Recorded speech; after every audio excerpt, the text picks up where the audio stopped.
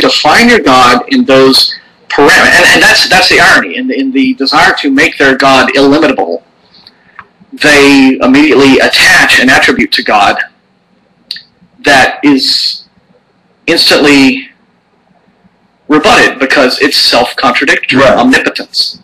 Yeah. Now, what some Christians will do is a few savvy apologists have figured out, they've realized that dilemma, and so they do, as you said, the goalpost shifting. They will redefine omnipotence to being, well, God can do anything within the realm of what is possible. Right? Yeah. Which still immediately they have put their God has immediately become smaller now, right? Because if God can only do whatever he wants within the limits of what is possible. So, and the Christian will say, okay, fine, he can't create a square circle. He can't create a married bachelor. God can't do these sorts of things. Right.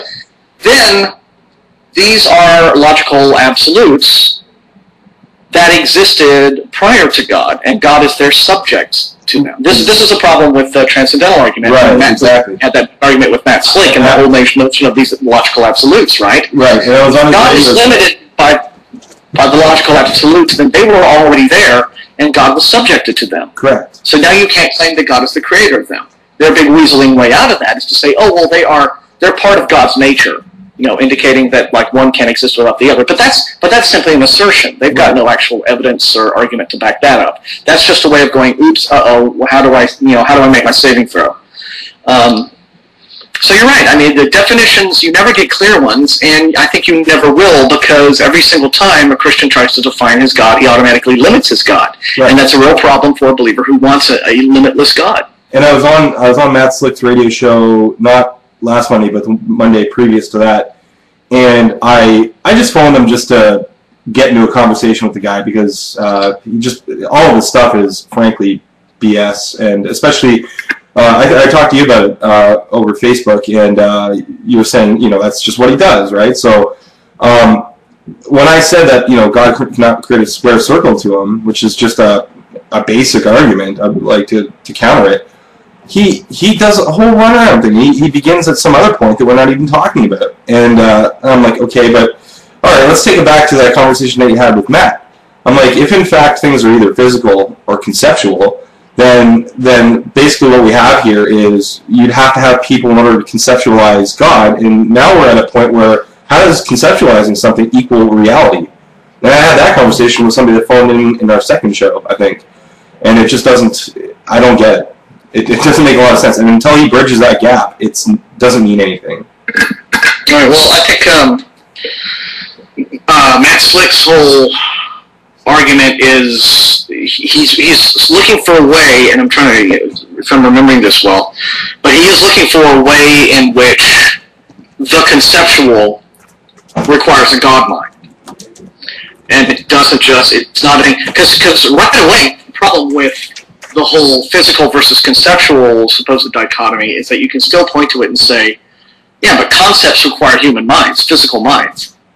The physical mind has to be present to come up with the concept of a thing, because a concept is if you don't have a mind there to understand the concept, there's nothing, Right. So what he is trying to argue for is, no, these are concepts that require a transcendental mind, a God mind. Right. And then of course we call it's an argument for his particular sort of mind, a transcendent mind, and then he reaches his conclusion, which is, and again, with nothing really necessarily leading up to it in all of his premises, the final line of the whole proof is, and we call this transcendental mind God. Yeah.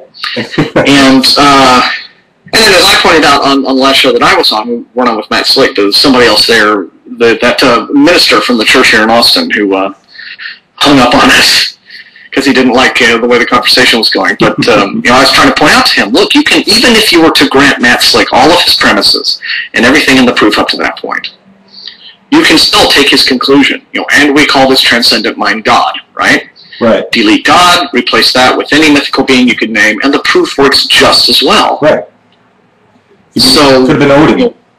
So where do you get to that it necessarily must be not only God, but the God of the religion that you happen to be a practitioner of? So,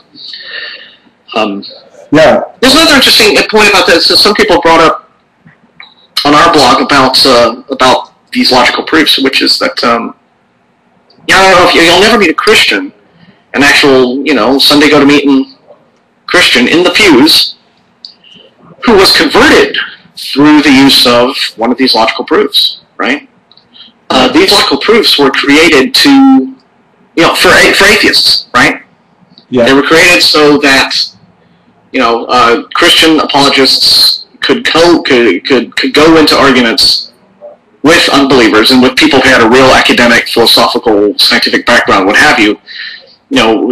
At least not just having their pants around their knees, right? Right. They would have, they would at least have some sort of intellectual armament to come into the discussions with, and some of them are pretty good, right? I mean, in terms of the thought that went into them. I mean, the Callum cosmological argument took a lot of work. I mean, that's somebody who you don't come up with something like that if you don't have some sort of philosophical or training or training in logic or what have you. It's not the sort of moron level Ray Comfort apologetics. There's some sort of meat there.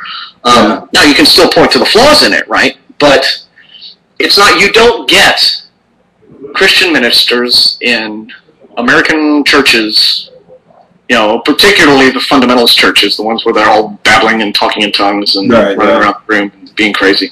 You don't get those guys behind the pulpit, spouting the ontological argument or tag. No, I've never seen that. No, they're talking. It's the sermons. Never. I mean, I never heard of these arguments until many years into my adult atheism. Right? I never heard of these. Yeah. Now again, I don't know. Well, ontological arguments go back, centuries. So they've existed, but I never heard those in my church-going years. The sermons were always the usual emotional appeals and pleasant homilies and stories and cautions about you don't want to go to hell, so don't be a bad person thing. And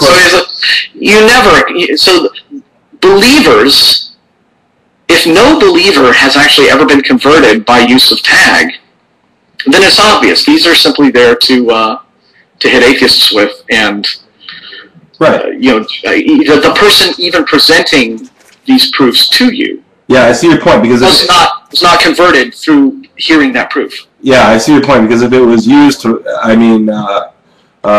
preach with, they'd be validating their own claims, but they're only using it to argue with us. And they once something's been put down, I don't get why people carry it on. I've heard Pascal's wager 80 billion times, and I give the exact same response every time, and it's typically they either ignore it or they don't say anything afterwards. And it's so hard. If they don't answer you, it's because they've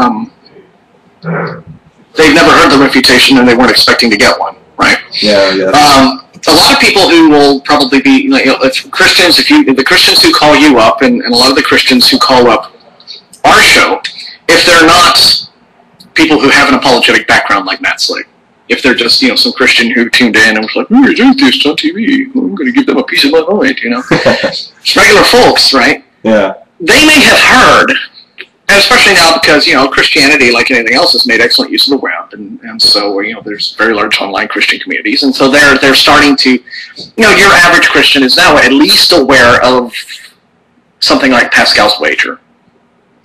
Or they tend to be aware of the less sophisticated apologetics that are out there. Not all of them are working down in the sub-basement Ray Comfort level, but Christians are hearing a few more of them. But again, because they're only gravitating to the Christian websites and the Christian chat rooms and the Christian online community, they hear the argument, and of course, because they don't hear the refutation, like Lord Liar Lunatic, C.S. Lewis's thing, that's another big one that we get. They hear it and they're like, wow, that sounds really great, right? Because they don't hear the refutation. You have to go to the atheist programming and the atheist websites and Facebook pages and present it to get the refutation. And then when they get it, they're like, well, so whether they've heard how to address the refutation, many times they haven't.